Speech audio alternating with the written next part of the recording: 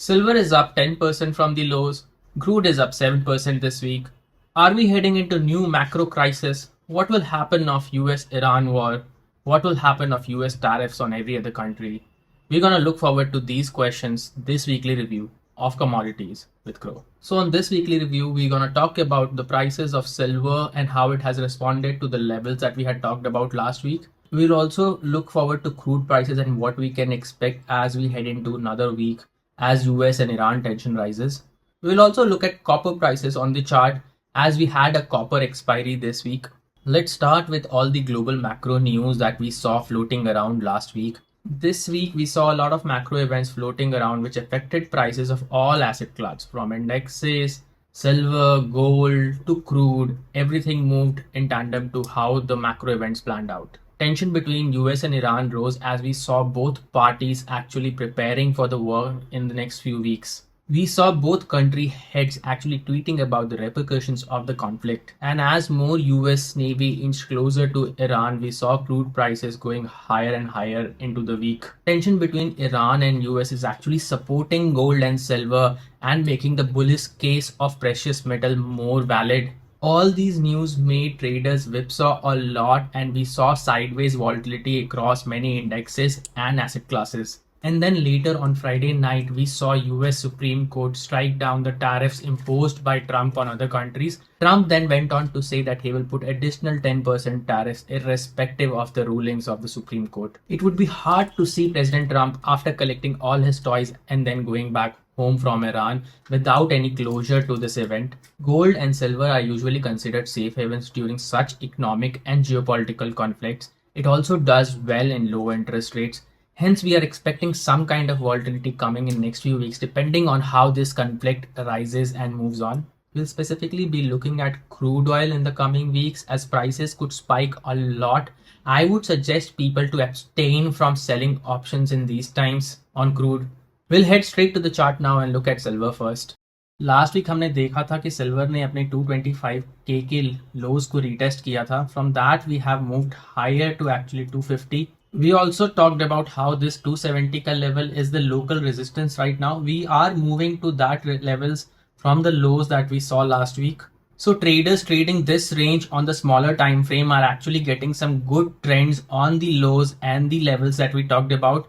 But traders who are trading higher time frames, maybe dailies, are getting chopped as we move between this range. As a rule of thumb, when you are trading something that is very volatile like silver and nat gas, you should be trading slightly smaller time frame, maybe 15 minutes to 1 hour trends rather than looking at daily trends, because daily trends can lead to a lot of whipsaws and chopping around. On the larger time frame, we are actually looking for break of 270 levels that we talked about and the lows of 225 to start trading. But if you are trading smaller time frame, you could actually trade mean reversions from these points to levels with a smaller stop above and below the levels. For investors in silver, I would suggest not to panic till we break the 220 level substantially and see couple of days trading below that.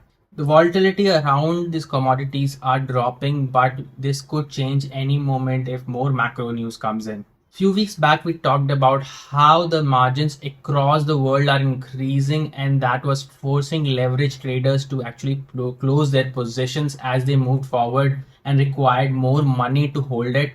These margins are now actually coming down as volatility has dropped from its historic levels of 150 to current levels. MCX also withdrew some of the additional margins that it had put on gold and silver in the month of Jan. China will also open up from its Lunar New Year holidays next week, and then we could see fairer price discovery on these metals. Next couple of weeks will also be important as the inventory on COMEX is increasing and China opens up. Next few weeks will be really important as we move into March expiry.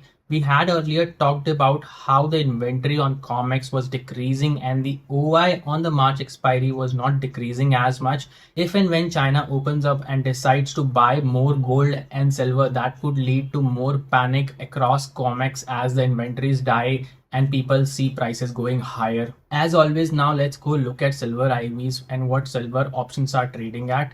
Silver right now is trading at 263,000. This is the March expiry prices. The IVs it is trading at is somewhere around 71. So it has dropped from the historic highs of 150 and the last week pricing of 80, currently trading at 71. That means we are expecting somewhere around 4 to 5% cut daily move on silver, though this can change really fast as we move beyond the price levels that we talk about. We could see volatility shoot up drastically from these levels and go higher. So be on the lookout of those price levels and also a candle bigger than the daily implied range of 5%. So let's move to crude now. Crude actually saw a drastic increase in price of 7% in last few days as Iran and US tension grew. Both parties tweeting on Twitter made the market more nervous as we moved higher. The street now is embracing for the volatility that we're gonna see for the next few weeks as both parties prepare for the coming war. We could even see large spikes of 10% or more if something happens between the two. Right now we are trading at our yearly highs of 6100-ish. Price breakout from here could lead into large momentum. So look at these level to actually plan your trades for the next few weeks. I would suggest not to be selling options or volatility right now. Any move right now could lead into big losses that we could not be able to digest. So if you are looking to trade crude right now, look for quick scalps on futures or buying options, but do not overexpose yourself to the asset itself. So let's go and look into crude IVs now. Crude currently is trading at 57k IV. That means it's implying somewhere around 3 to 4% move a day. You can also see this slight up move in the pricing of the options. OTM calls being slightly more expensive than the OTM puts, telling you that if something goes wrong, prices can skyrocket from here. At the end, let's look at copper. A lot of eyes were on copper and people were calling it the new silver. So last year we saw copper prices break out from these 120, 130 levels, and after that a lot of metal rallies came in. We had been trading higher since then. We saw the high of somewhere around 1450 on that Thursday that silver and gold also made high, and post that a drop of good 15-20% as all precious metals fell. Since then we have just been grinding lower as we moved next few weeks. Right now we are trading at 1170 levels. This price zone of 1120, 1130 that we talked about earlier, from where actually copper broke out, is a very important level to mark on. Prices moving lower could mean all the people who actually bought above this breakout are now in trouble. So they treat this level as support and plan your trades higher or lower accordingly. So that's it from my side on this weekly review. If you are carrying positions overnight, I would suggest carrying lesser positions than you do usually, as we could see really large gaps forming. If you are investors of gold, silver and copper, you do not need to panic yet.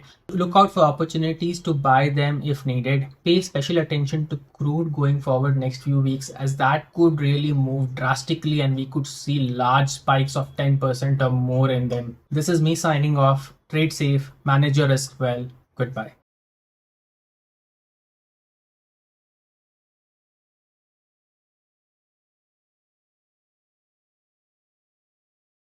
Investment in securities market are subject to market risks. Read all the related documents carefully before investing. Please read the risk disclosure documents carefully before investing in equity shares, derivatives, mutual fund, and or other instruments traded on the stock exchanges.